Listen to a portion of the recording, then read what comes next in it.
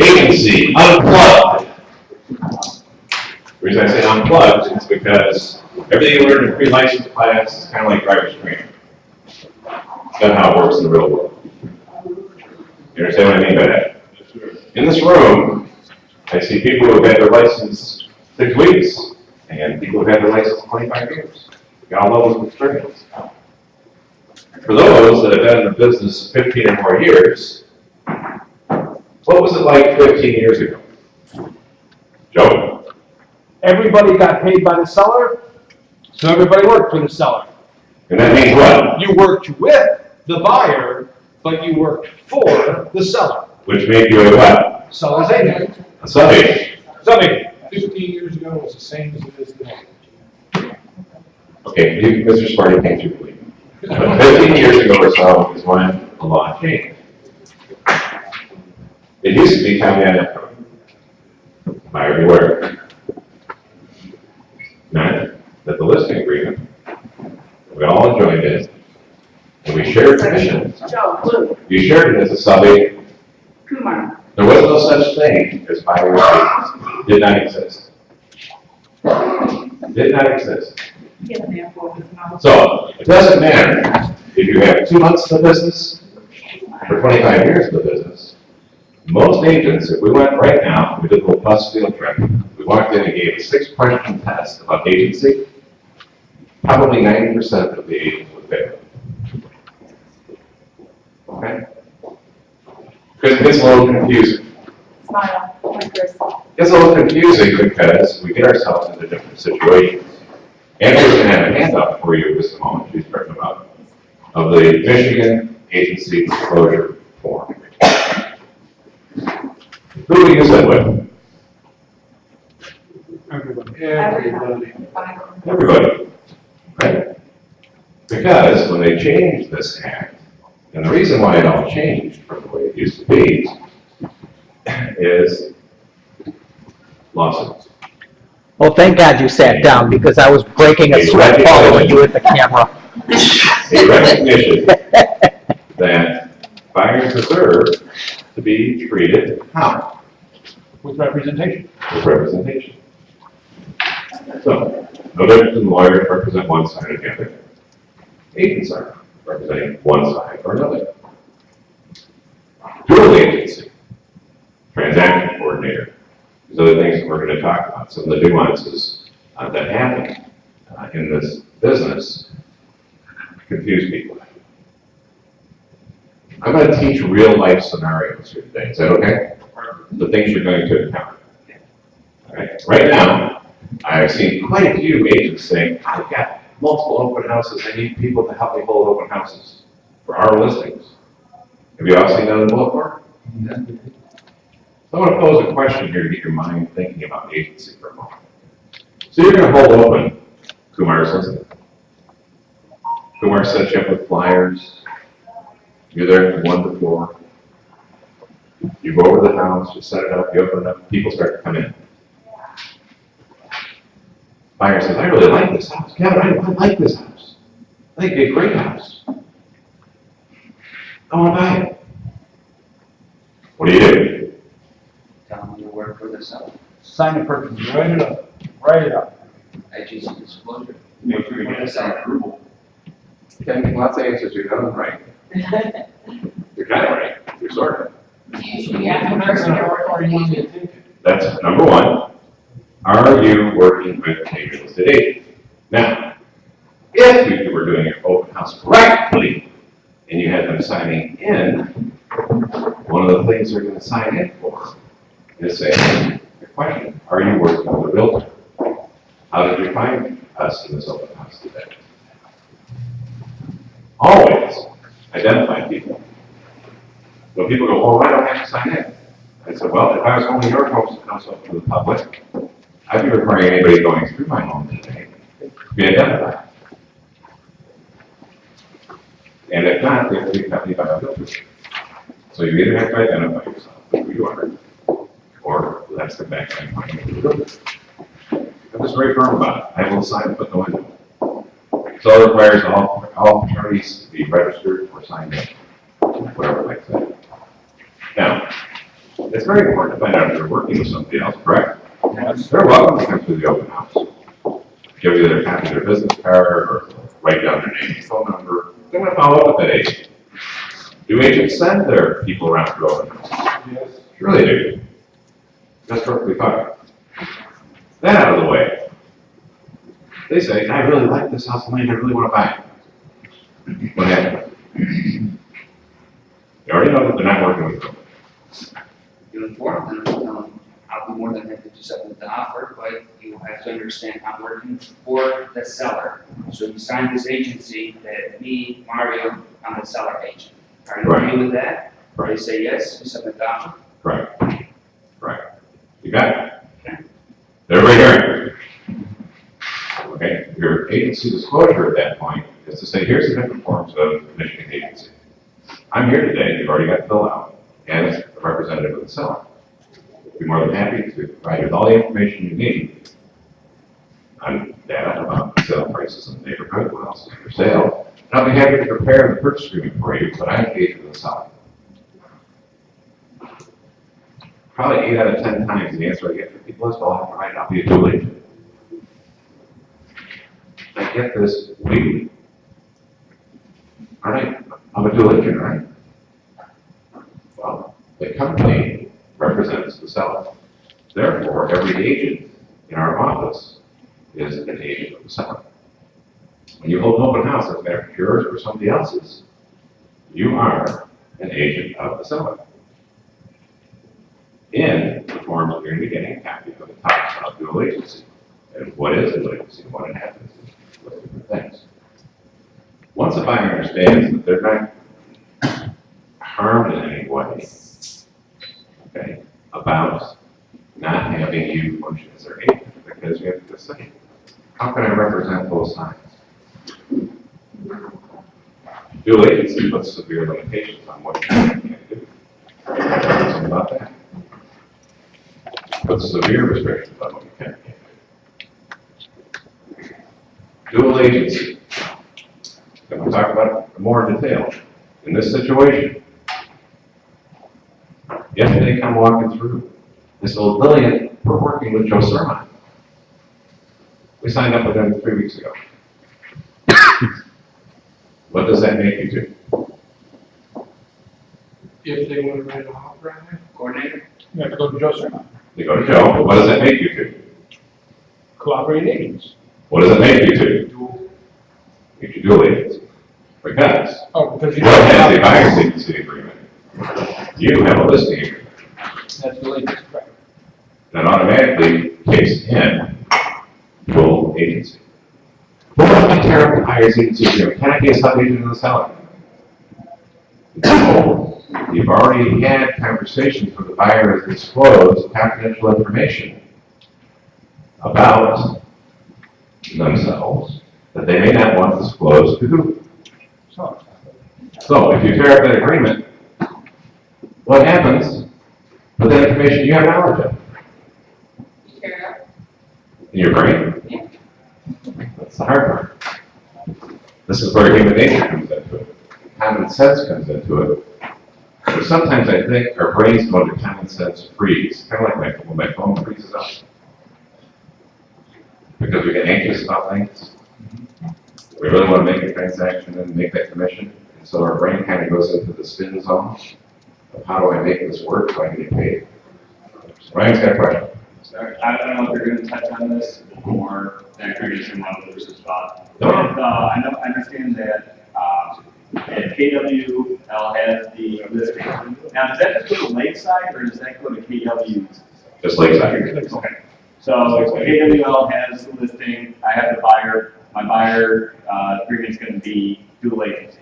I understand that. Now, flip side, I have a listing.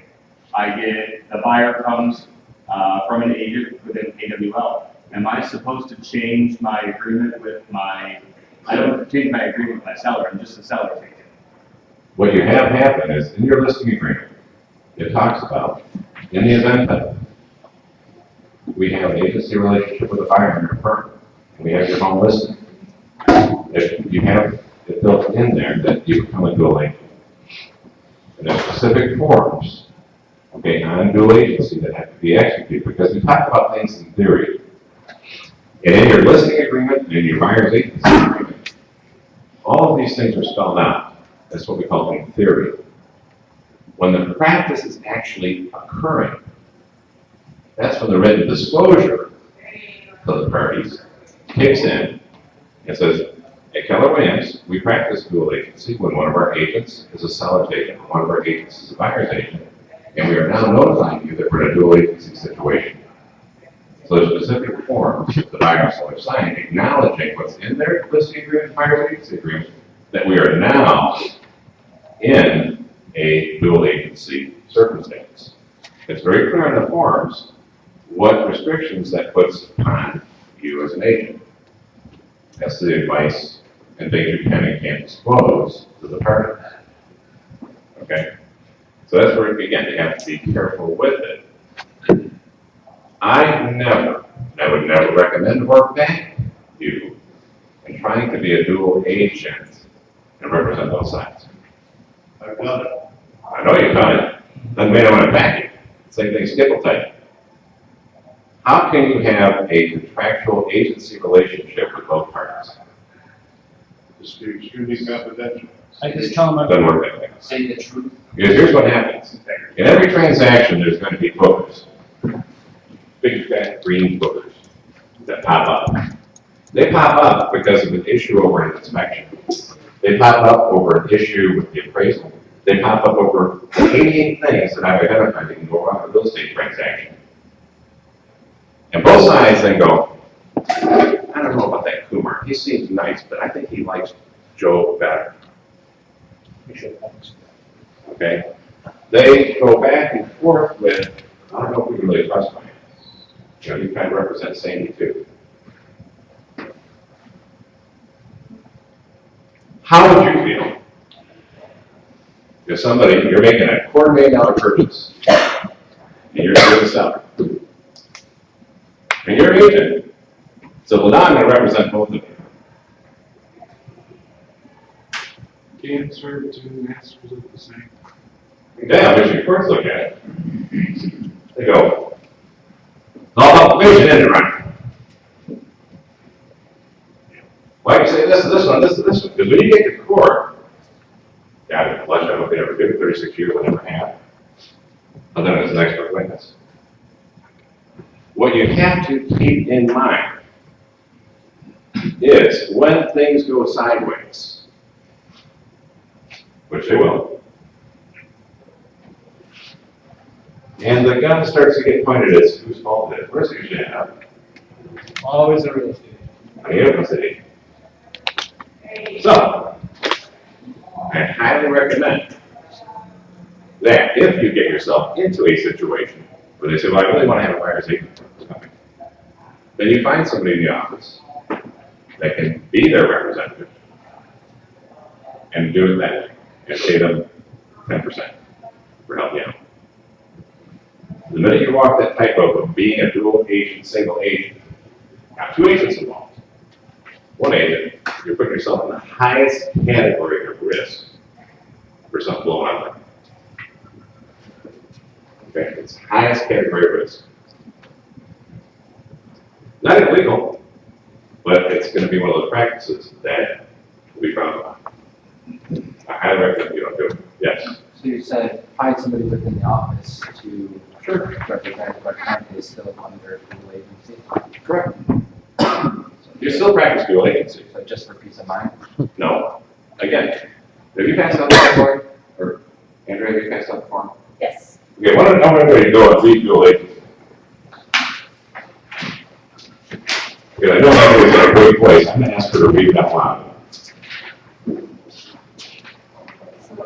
Dual agents. A real estate licensee can be both the agent of both the seller and buyer in a transaction, but only with the knowledge and informed consent in writing of both the seller and the buyer.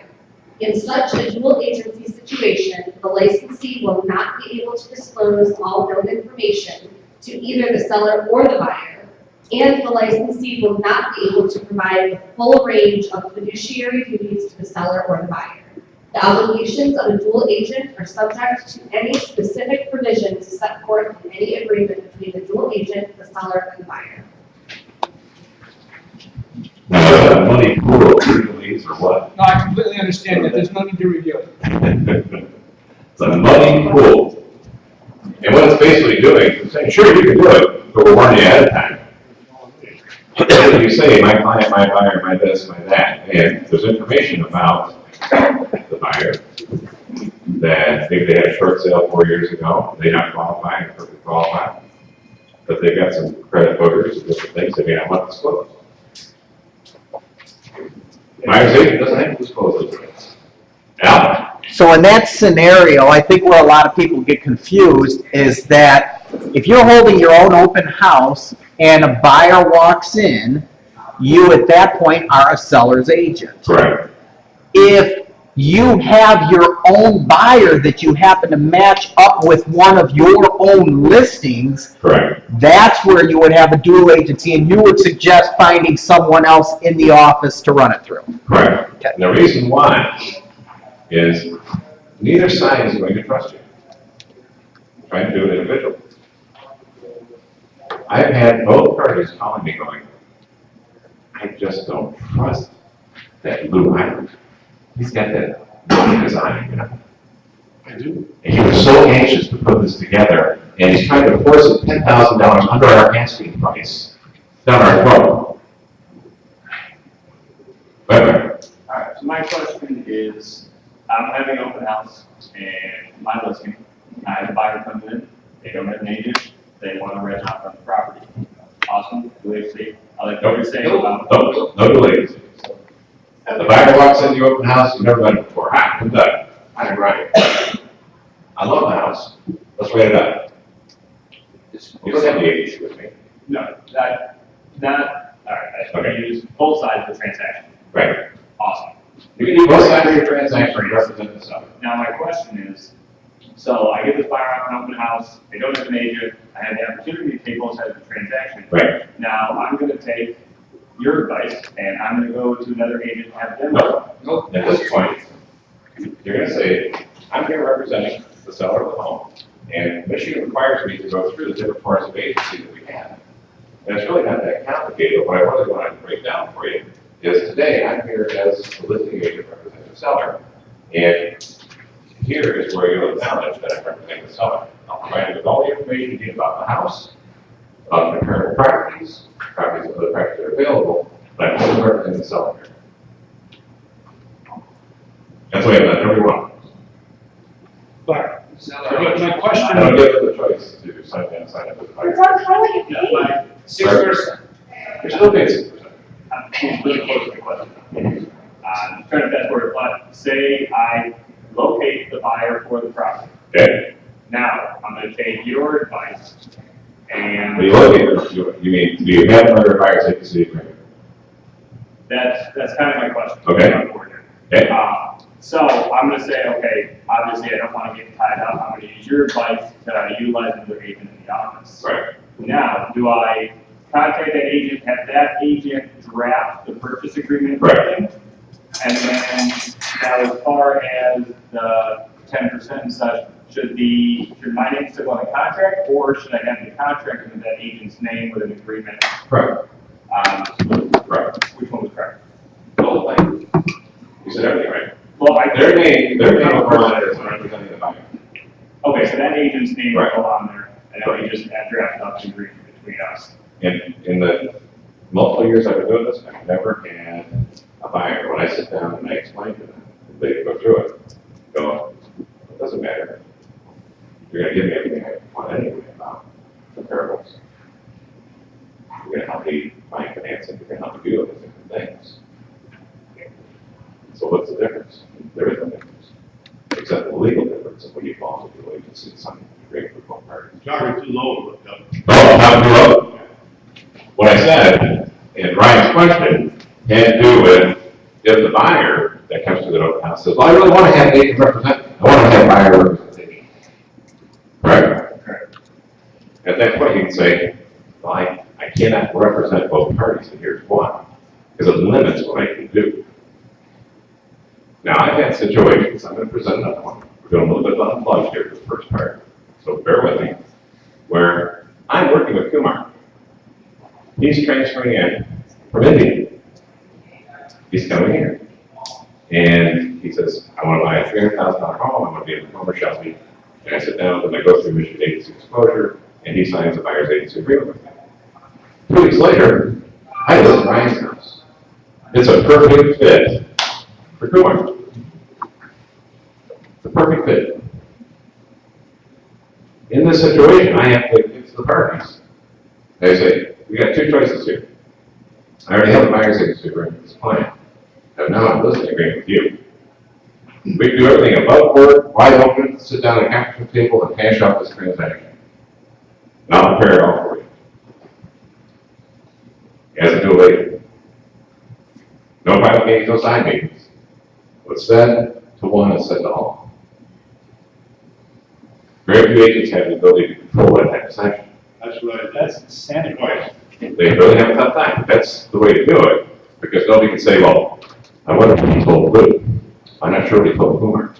Do you guys get it here? It's all about communication and the implications that come from trying to represent both sides. You put yourself in a very tough position. Really tough. Experience is the best way to teach you different things. And so over the years, I had to identify the situation, just like a musician chooses the song for the situation or the audience that's in front of them. So I had to be very careful. It's a tightrope ability, you see. And I know when I need to bring in another agent because of the sensitivity of somebody, well, you know, I really want somebody that I can discuss these things with and is not going to disclose my information. Well, if I'm trying to represent both sides, it's going to be very difficult for me to have confidential conversations with 2 people that I'm representing.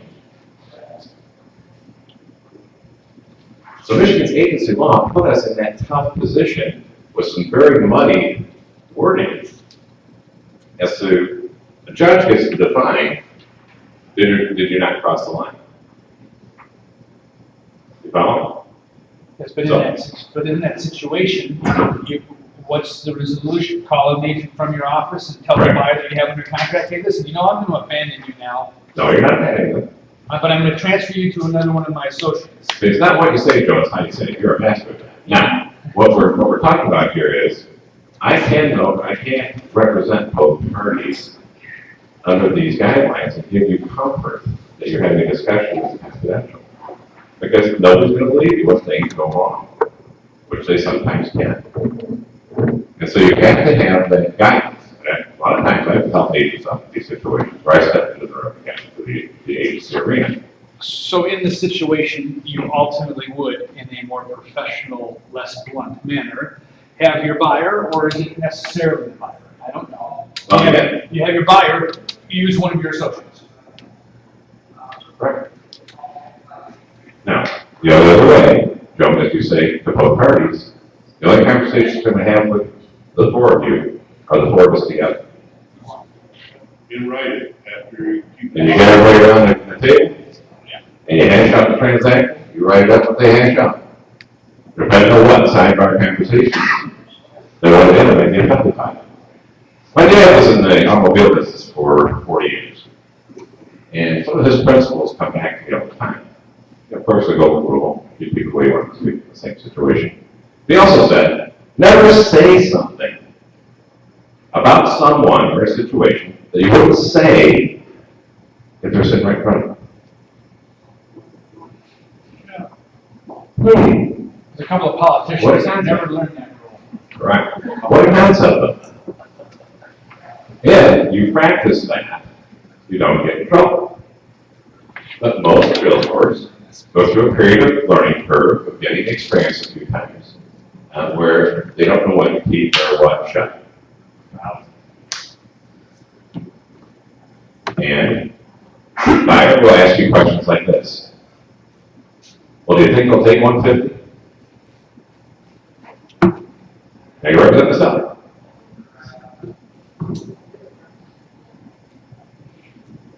How well do they know? Okay, the other side. Someone wants to go, can they go more than 150, Kumar? There are 150, if you want to cover it, we can cover it. Okay, now, the buyer may have had discussions with you. So, hey, if I need to get 20 grand from my grandmother again, I can bump more money. I have. But I don't want you to disclose that to the seller. Do these real life situations happen? What agency relationship are you at this point in time? Again, what I'm talking about, if you're a buyer's agent or a seller's agent, you're gonna have these individual conversations. I'm under a single. How do you have these conversations if you are the single agent trying to walk the rope on both sides of the fence? And read that definition. I have a situation that I'd like to see. Can we do it a little better? No. If you have a listing, you have a contract with the seller, okay? Let's put it this way, if you have two listings, okay, you have a contract with two sellers.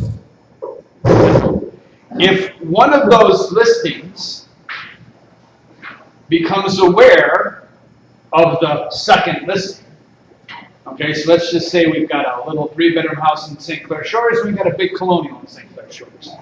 You've got them both listed.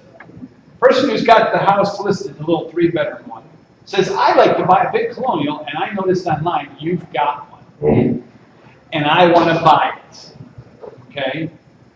In that situation, you're under contract with both sellers, but now one of your sellers wants to Those become are representing the sellers. Right. But now one of those sellers wants to become a buyer. Right. Then you're representing that seller, that the house they want to buy is a seller's So agent. you tell that seller, I'm representing you as a seller, but I cannot represent you as a buyer and represent this seller as well. So I'm going to have you talk to one of my buddies in my office, I recommend that. and he's going to represent you for this transaction. You're as the forgetting buyer. one of the most important keys here that I'm going to get to, that's in your PA and in your buyer's agency's agreement. That all parties to the transaction are advised to seek what? Legal advice. If they're uncomfortable with something and they have a family attorney or something that they want to have look over the documentation because of the situation, they're perfectly fine to do that. We recommend it every PA. That keeps you off the hook. What's that line I just drew, that nice thin line? So mine Hey, is- girl. This is the side where you are practicing real estate. You have all these things that license law allows you to do. There's a point here that we're getting to where you cross into, what's that one? Line. It's a fine line between the two, isn't it? So, you have to be able to interpret the questions you ask, the answers you get, the presentation that you give them. Is at that point where you say, well, maybe you should consult with your family attorney so they can look over any documentation I prepare for you. Because I'm representing the seller. So that you're confident that everything is proper for you. I've brought attorneys into it several times. Again, Joe, there is no one answer on this. I'm trying to give you the different scenarios and how to keep you, I call it risk management. Do you know what risk management means? Andrea? Oh, I wasn't gonna say risk management. I was just gonna ask, if you have a listing and you know that that seller is going to be looking to purchase, can you have them sign a buyer's agency agreement while you have them list, so that I then do. you are protected by that? So when they do say, hey, Joe, I see you've got that house listed, they're already under a buyer's agency agreement with you. Correct. But you don't, and I'm gonna back up. Depending on the scenario, I don't have to sign a buyer's agency agreement necessarily at the time I list it. Some people do that, that's fine, different practice. Because I don't wanna put myself in the position of having to be a dual agent. If I then list something, then they're gonna be interested. Now, Let's expand on Joe's scenario there. He has the two sellers. Now he has confidential information about the first seller as to why they are selling that he's privy to. So we bring in Andrea as that secondary agent. What does Joe tell his seller number 2 for the colonial? Does he give him that information? okay. Again, we're finitting this a little bit too much. I appreciate your question, and that would be one that we can brainstorm some more. What you have to understand is, I'm gonna go back to that rule. Never say anything about a situation or a person you wouldn't say if they were sitting right in front of you. Now, if you know how to articulate what your representation becomes as a dual agent, sometimes you can work it out fine. It's only when things go upside down that it becomes unfun. And then you have to come to me to unsuck the situation you make yourself into. Okay? And I'm trying to help you prevent that now by giving you different methods depending upon the circumstances that you have. In the last couple of days, I've seen probably 5 car accidents. Hall Road, 94, etc. For any two of them the same. We got fender rear enders, we got T-bone collisions, we got all kinds. In real estate, as much as I'd love to have it be that we sell it by the pound, by the nail, by the square inch, square foot, we don't. Selling motivations could be getting married, getting divorced, illness, got better, got downsides, transfer, retiring. There's triggers that cause people to make a move. Do you agree? Some positive, some negative. I call it, part of my job description is I have to be part Joel Osteen and Dr. Phil. Okay, I have to listen to a lot of people's situations, be them good or bad, and counsel them through it on how to make a successful move. So every seller, they want what? I want the highest price, I want it to have it in the shortest time, and I want to do it with the least amount of inconvenience. 35 years, guys, every single seller wants those 3 things. You satisfy those 3 things, they're going to love you. Every buyer correspondingly wants to get a good deal, buy it as cheaply as possible, in the shortest amount of time, with the least amount of inconvenience. Right?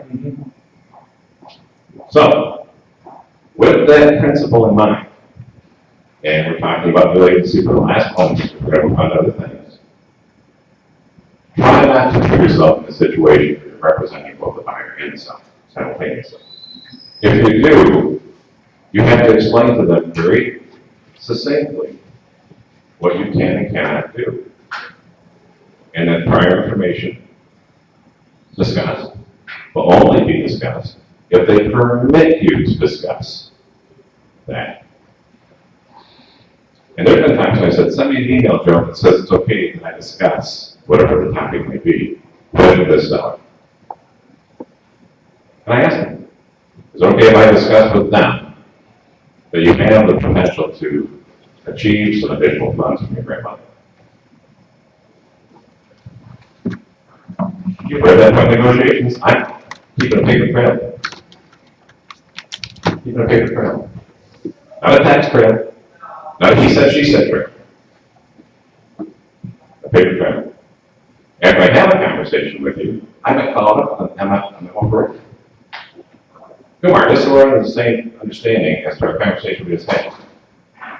In representing you, I'm going to be representing to the seller that and we've heard. You're correct, you're okay with that, please respond. Yep, I'm okay with that. If they do all that via text, that's acceptable. Kind of, sort of. It wasn't my text, someone else sent it, crap. Kind of, sort of. What you have with email are behind the scenes, they're date timestamp. And text tends to be sometimes played with. Somebody can forward me a text, I can modify the last sentence in the text. You follow me? Copy, paste, and delete, and Sure. change. So, again, the word that attorneys love to throw around, one of them is called contemporaneous. What's contemporaneous mean? Subject to. Next time I teach this class, I'm going to get everybody to move in the middle. Try and keep eye contact. What does contemporaneous mean? Subject to, second opinion. Contemporaneous records mean that right from day one. You got your records of your contact, how you met Joe. You've got your records of when the buyer's agency agreement was signed, then correspondingly, you're keeping a record by doing a memo of a record about a conversation on the sensitive topic. So that the lawyer says, from the time you got that damn bill before, until we got to the right today, what was your correspondence and what communication you had with them? That record of communications can establish certain things, and that's what they're looking for. Okay?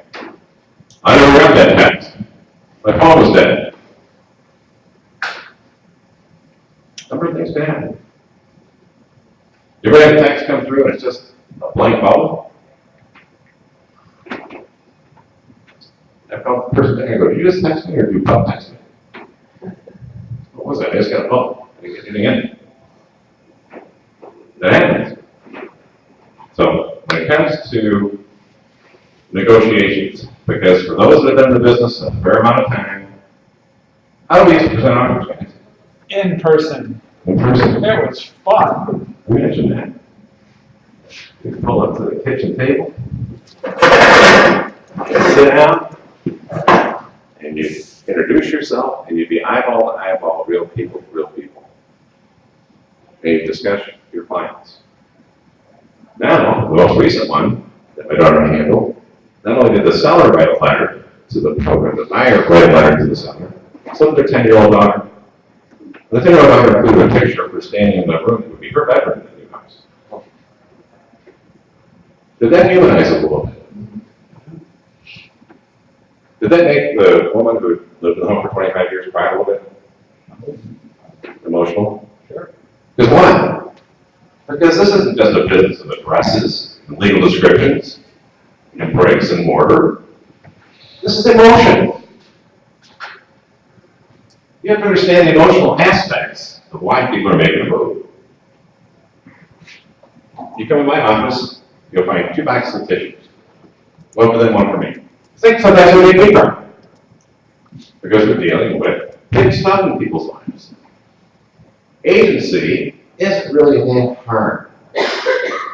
Because of agents that were very unscrupulous, that took advantage of people, screwed people over, this law had to be changed. The law had to become buyer's agent, seller's agent. It wasn't that just they woke up one day and went, legislature, well, we haven't got anything on the agenda. We haven't messed with realtors in a while. Let's turn our world upside down and create buyer's agents. No. It evolved from a number of situations that realtors put themselves in that the public went to the courts and said, we're getting screwed. So, with that in mind and how we practice every day and what we say and do, remember the walks like a duck, talks like a duck. Okay? You can't say I'm the seller's agent and then pretend to be the buyer's agent. Okay? Walks like a duck, talks like a duck. Imply. The word implied is used a lot by lawyers. Well, you implied that you were my agent. Okay? You have to go, well, this is where this lawyer was. I was at the open house. You signed it, you understood it. You're creating what we call a shield. Because with agency and all these other things, picture this is a big saber. And when people call on the lawyer goes, oh, I'll go get him. Arr! They want to stab you with a sword. Hold your phone. If you've done things correctly, hold it forward. Oh, that damn lawyer, what he's doing? He shielded himself by doing things how? The right way. So it's the theory of the sword and the shield. That's so important to remember that all the he said, she said stuff in texts is as important as what's in what, black and white. What holds the most weight in any courtroom situation? Evidence. What's contract say?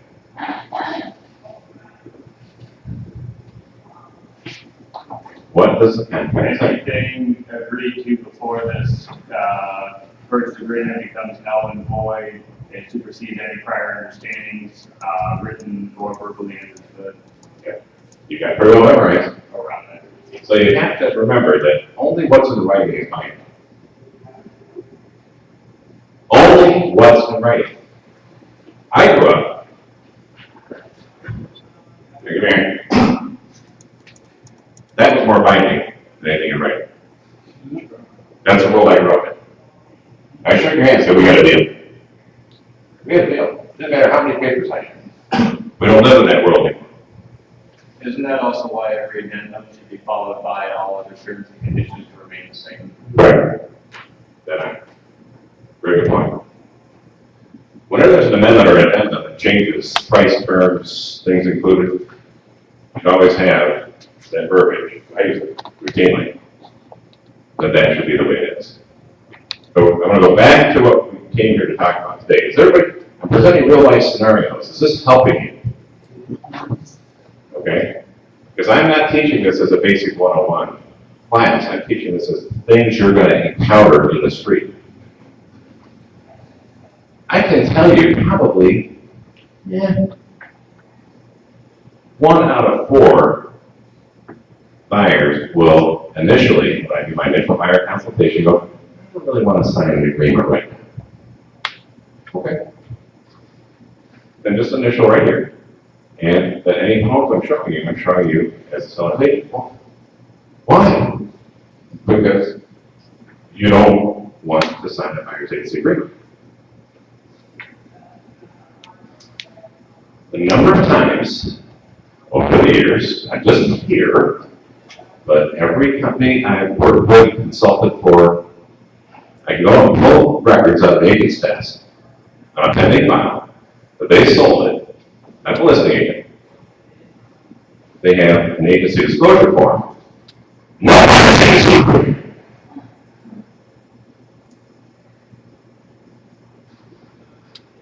You fill out that disclosure form. You mark yourself as a buyer's agent. Right? It's all in the car. You show them 15 houses, buy or die. You're not getting out of my car, you buy them. They pick one. You have it, write the offer. Send the offer out. You mark it, I'm a buyer's agent. Are you? No. Only if you have a contract like you. Yes, you are. No, you're not. Listen now. Yes, you are. Because now you're locked and fly. But what you didn't do is follow up with the buyer's agency agreement, which contains what? All the verbiage. It defines what your role is and what it is Now, not. By not having that buyer's agency agreement signed at the time you do the purchase agreement, guess what? You're whatever your butt's hanging out there. Because you don't have any protections written into buyer agency side of the transaction. And a number of times where agents go, the MCA won't pay me. I closed it a week ago. Well, they sent you 5 emails and 5 voicemails that you're missing your buyer's agency agreement. It's right here. That's not a buyer's agency agreement. Well, I said I'm a buyer's agent. That's on the disclosure you mean, right? yeah. Right. I'm gonna go. Happens all the time. Well, what am I supposed to do? You better go get one side. Well, what date should I put on? Same date you have on there. That's the date you started working as a what? Buyer's agent. The number of times I encounter people that are hesitant to talk about agency is because of the fear of the unknown. I need to discuss the agency. Why? What do you mean they're not going? This is how it works. How many people here have ever gone to a lawyer and signed up with a lawyer and given them a $2,500 retainer fee? Anybody else? Is there any paperwork that goes along with that? We just write it down.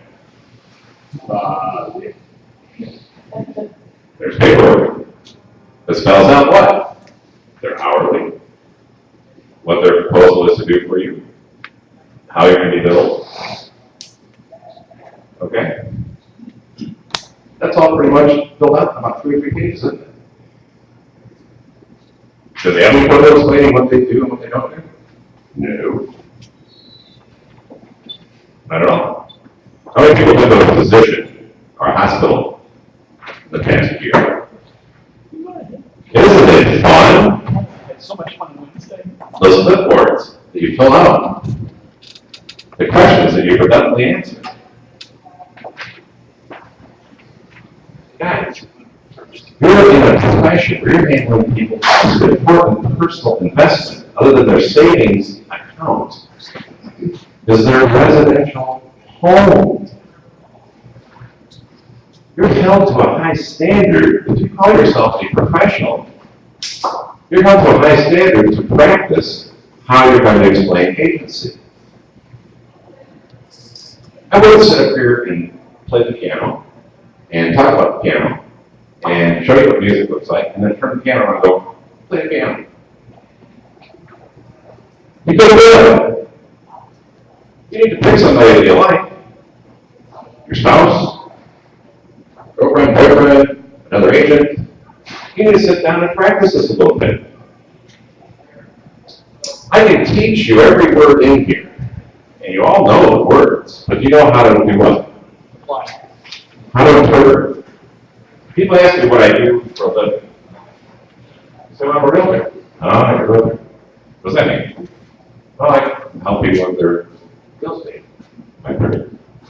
And I thought about it. This is 25 years ago. I'm like, I'm really an interpreter.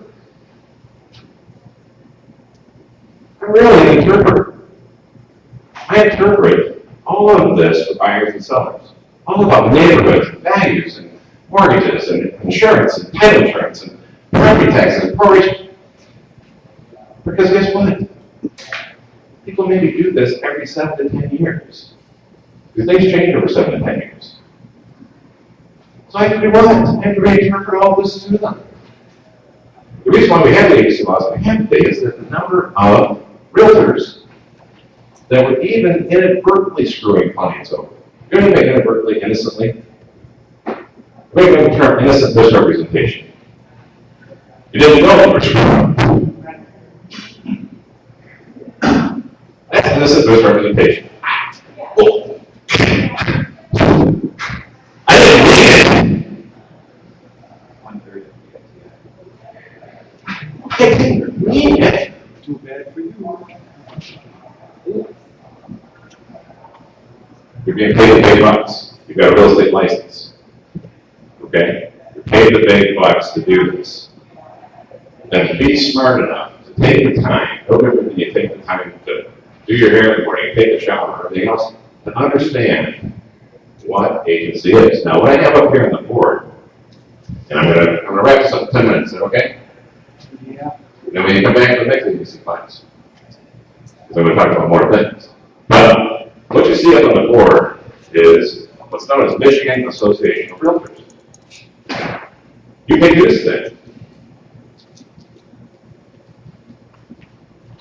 Most people have never logged in to the website. They became a realtor, they came to an office, joined the board of realtors, which includes Michigan Association of Realtors National.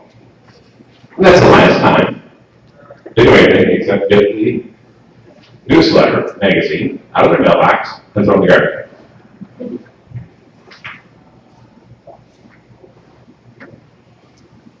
Do you think that's a smart thing to do? What I did was I had Al open this up with your NERDS number and our PS number. And it takes about 10 seconds to establish yourself.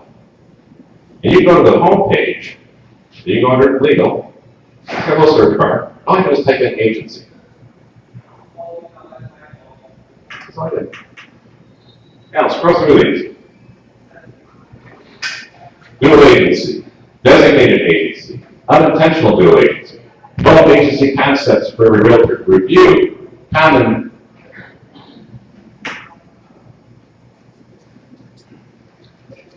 All right there.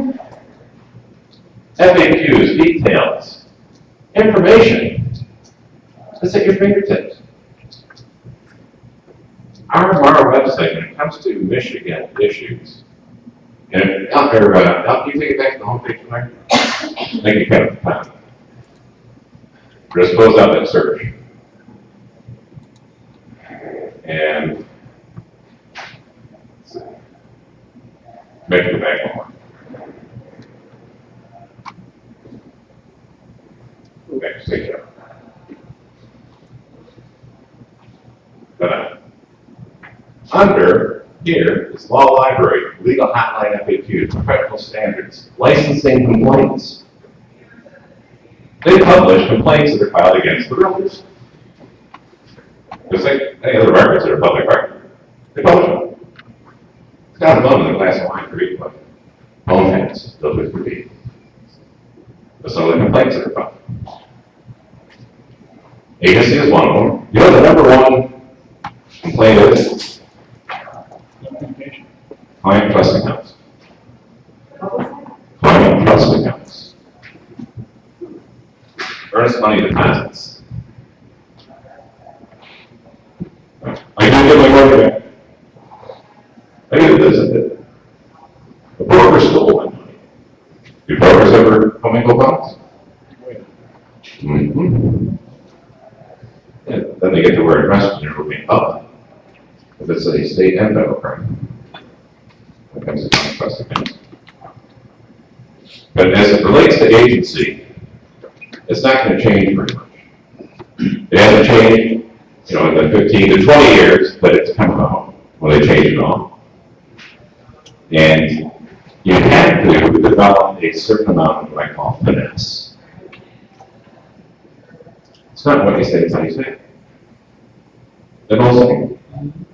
It's not what you say, it's how you say it. Would you agree? Absolutely. Would you agree that this is kind of that form, the public gets a little bit touchy about signing things, don't you think? So if you can't explain it in 5 minutes to a 6-year-old, you don't know mom. I'm not kidding when I say that. It's not that hard. We make it more difficult than it is. If we're not comfortable with explaining something, does that come across in your communication? Certainly it does. So knowing the client, if I know that they're transferring, I know they're getting enforced, I know they're in different situations, I adapt what I'm talking about throughout my negotiations, right, to agency disclosure. That, it's really unfortunate the circumstances you're in. I've been through a divorce, not once but twice. I qualify as a tour guide now. That's another story. We have, before you, options that you have to make some selections on. And I'm going to explain to you in 5 minutes how this works and what my representation will be for you through this transaction. So I don't normally ask them to do anything. I said, this is how I'm going to represent you. You agree with it? Sign here. You follow me? It's the methodology. It's not just knowing the words, it's knowing how to, explain it. And if you're comfortable with it, you think they're going to be comfortable with it. Sure. Yes. If your hands are shaking, you're kind of like, I'm looking in the eye. Well, you just kind of, you can understand how it works. My favorite, my broker makes me sign this. No, not a good one. Does the public have an expectation for you to be knowledgeable? Okay? There are plenty of things, and if we Google it right now, how do I explain agency to a buyer? 115,000 ways to do it on Google. Okay, so besides using it for Pinterest or some ESPN, please use Google and your Michigan Association of Realtors library to self-educate. No instructor in the front of this room, no class for an hour and 15 minutes is going to teach you what you need to know without self-study. Would you agree? Yeah. No different, I can't teach you to play the piano unless you do what? Practice. And we've covered a little bit more of the advanced today than the basics, for some of you that are new here. Your basics are gonna be pretty much when you learn a pre-license, and that pre-license pro guide is pretty darn good, back on road. When in doubt, I would always refer to that book. The latest edition is terrific. It's a great source of reference. For those of you that have been in the business 25 years, we want to spend the $40 to get a copy of that book. But Jack Walters just came out with the revised edition, the latest and greatest. Because even though we've got our licenses 25 years ago, substantial amount of things have changed, and I need that reference once in a while. Have a great day. I'll be around after class, we can answer more specific questions. And I hope everybody enjoyed the something from it. Yeah. Okay? You're welcome.